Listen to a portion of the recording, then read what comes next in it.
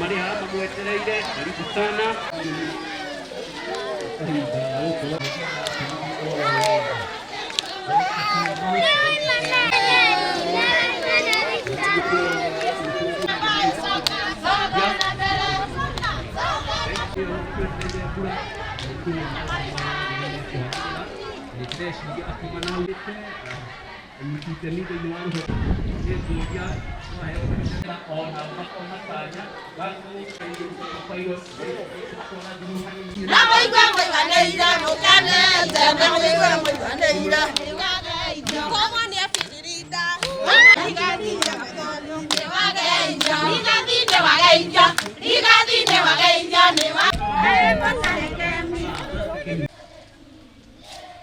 Asante sana.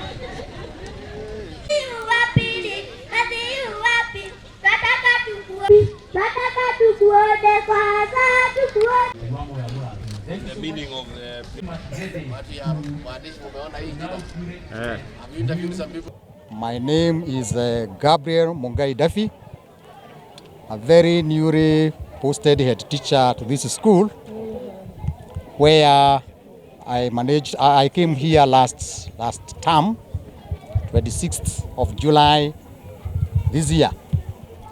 When I came here, the first thing was to find out the performance of the school, that is academic, and I found that it was really needed. However, I also noted there was another performance which was uplifted by the area member of parliament, Honorable Gakuyu, where he had done a lot of innovation in the school, and also that needed to be given another support for us now to have academic uplift. And therefore, my mind came about.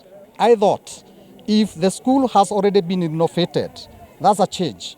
Change number 2 will also be there to uplift our academic areas, and that is now to clear away the old name of the school, which, according to what I had heard from people in the community and slightly away from the community, the name was connoting something different.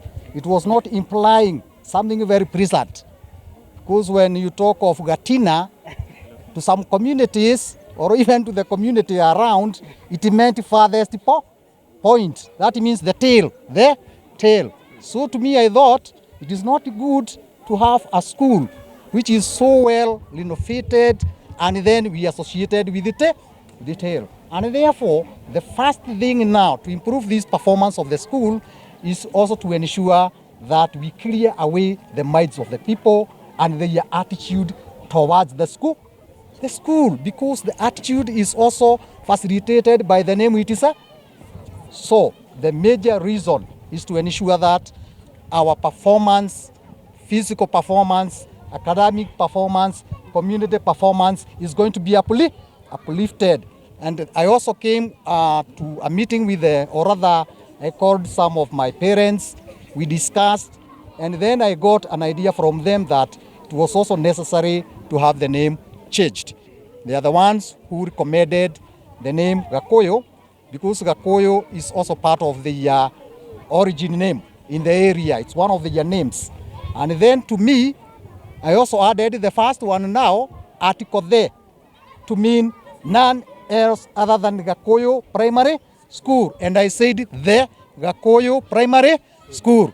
And I believe Mheshimiwa and the rest of the people who are here, that change of the name, that change of the face of the school, that change of the attitude of the people, that change of the attitude of the learners and the rest, we are no longer going to be where we used to be in the last 10 years, where we were called thin tail or fat tail. Today, we shall be winners and winners and winners.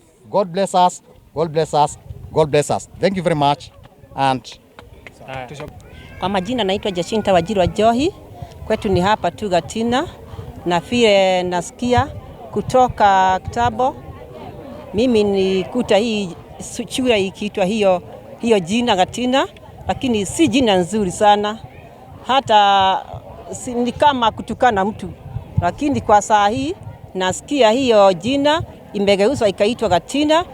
Gakuyu ni jina nzuri sana, na kwa hivyo hata hii kijiji yetu itabadilika na haitakuwa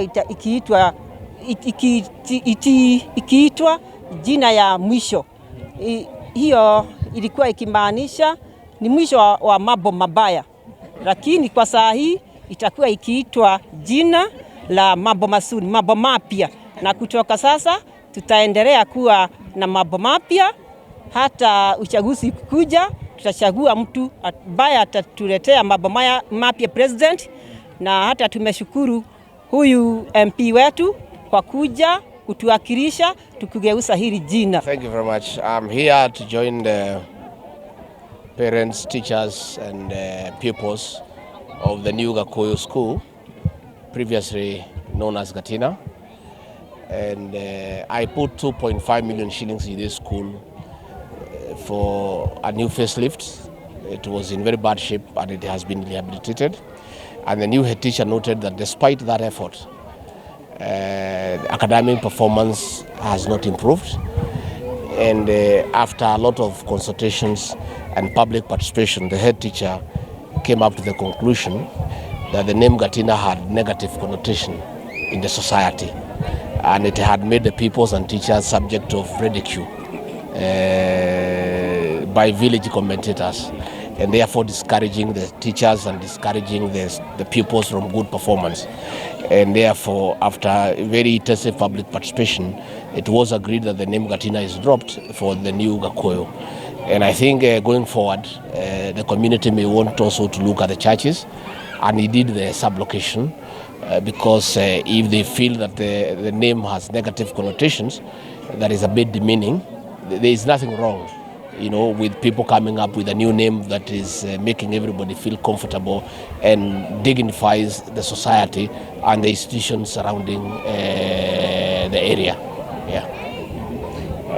On the issue of Anne Waiguru now joining UDA is the latest news that's hitting, and the question will be, there are those people who are feeling, other aspirants are feeling that joining UDA, there are those members of parliament who are already in UDA, and there are those aspirants who are feeling that the current members of parliament are intimidating them, and some are very confident that there was a conversation that those who are already built the UDA party are not going to relent, and they will be given a direct nomination.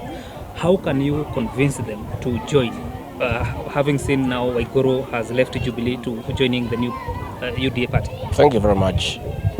The United Democratic Alliance, UDA, is a national party that is democratic. And we, the founders of that party, were clear from the word go that it is not a private members club. We were aware that many people wanted to join UDA, but many of them had been sold fear and persecution by the criminal justice system and the government, and most were reluctant to join at that particular time. And therefore we were clear in our mind that at a certain stage we must welcome new members. And I want to say, for the avoidance of doubt, nobody in UDA will get a direct nomination, I included. I'm a founder member of UDA. I have suffered, I have been persecuted for studying with UDA, but that does not give me the leeway to demand a direct nomination. I must be subjected to nomination with anybody who wants to oppose me. So what has happened, we have welcomed Governor Waiguru in Kirinyaga, and she'll go for nomination with Puritan Ngirishi and anybody else who is interested in seeking the gubernatorial position in Kirinyaga through UDA. The same will happen in Nyeri, in Muranga, and across the country. And we want to say that everybody is welcome. And we want to tell governors who have been living in fear that they will be prosecuted. Governor Anne Waiguru is a woman of substance. She's a very courageous woman. She has led the way. Let others, including our own governor here, Mutahi Kahiga, stop fearing. You will be taken nowhere. This is a free country. And we know many of them have been under, they have been under threats that if they join the UDA, they will be persecuted. Anne Waiguru is a courageous woman. She has made a very bold step And that is the way it should be. And she has shown leadership. So I'm asking for the other governors, the other members of parliament, who have been meeting us at night, to start now meeting us during the day. You know, I can tell you, we have been meeting all these governors and these members of parliament and senators at night because they fear persecution from the criminal justice system and they fear harassment by the national government administration. But Anne Waiguru today has taken the bold step of showing that you must go where your people are. And in fact, this is a season of the politics of the ground. Anybody who intends to vie for any position must listen to the ground the way Anne Waiguru has done. And you must be very foolish to listen to anybody else other than the ground, because it's the ground that will give you the seat. This system and deep state is nonsense. They cannot give you any seat. You must listen to the people. So we are asking all governors, including my governor here, Mutahi Kahiga, to listen to the ground. And once the ground tells you the direction to move, you move in that direction. And when I listen in this county and other counties in this region, the ground is UDA. So anybody who is fearful has a choice. You fear to be punished by the system, and then you get punished by the people. And in my view, the punishment by the system is so light. But the punishment by the people is a 5-year sentence. They throw you to the dustbin of political history for 5 years. But this one of being persecuted, being arrested for a day or two is a temporary war. It's nothing. It's something very simple. So it's a decision these governors and these members of parliament who are coming to see us at night and they fear to be persecuted, they must do what Anne Waiguru has done, make a bold decision and listen to the voice of the people and go where the people want you to be. Are we going to see more defections? Oh yes, I've been telling you by December, the Jubilee will be a shell. There will be a mass exodus from Jubilee and ODM for that matter, because our Jubilee has gone to ODM in this region. I can tell you the people we are in touch with them at night. It's almost everybody. You know, it's only 2 or 3 fellows who are blindly following a retiring president without knowing that they must resonate with the people. But I can tell you by December we'll have a full house. Jubilee will be a shell and there will be nobody in Jubilee. And I can tell you anybody who remains in Jubilee here will not get elected to any position. That is the feeling on the ground. And Anne Waiguru has read the mood of her people correctly. She is also a courageous woman, and we really want to commend her, and we want to ask others to follow suit and be as courageous and be as determined as she is. Sure.